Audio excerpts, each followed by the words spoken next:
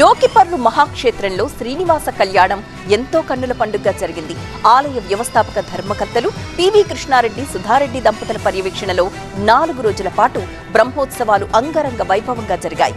ఆలయం అభివృద్ధిలో భాగంగా ఆలయ మాడవీధుల్లో విశేష మండపాల్ని ఆలయ ధర్మకర్త సుధారెడ్డి ప్రారంభించారు.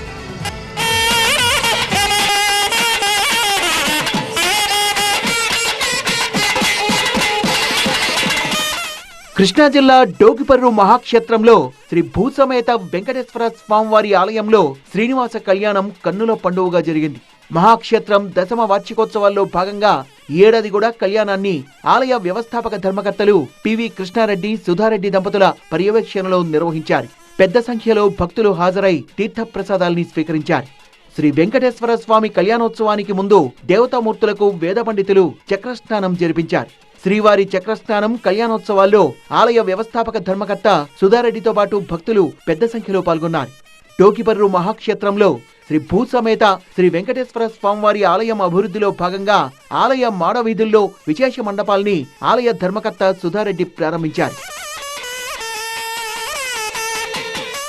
దక్షిణ రాజగోపురంలో కృతయుగాన్ని తెలిపేలా ప్రహ్లాద సహిత శ్రీ నరసింహస్వామి ప్రణవానంద మండపాన్ని ప్రారంభించారు. పశ్చిమ రాజగోపురం వద్ద త్రేతాయుగ దైవం రామచంద్రుణ్ణి కొలిచేలా శ్రీ మానసానంద మండపం, ఉత్తర భాగాన ద్వాపర యుగాన్ని సూచించే శ్రీకృష్ణ పరమాత్ముడితో కూడిన శ్రీ కృష్ణసుధా మండపం, తూర్పు భాగంలో ఆలయం ఎదురుగా ఆగ్నేయ దిశలో భక్తులకు మోక్షాన్ని ప్రసాదించే గజేంద్ర మోక్షంతో కూడిన పరమాత్ముని మండపాన్ని ప్రారంభించారు. ఈ నెల 2వ తేదీన ప్రారంభమైన శ్రీ భూసమేత శ్రీ వెంకటేశ్వర స్వామివారి దశమ బ్రహ్మోత్సవాలు శుక్రవారం రాత్రి ఏకాంత సేవతో ముగిశాయి.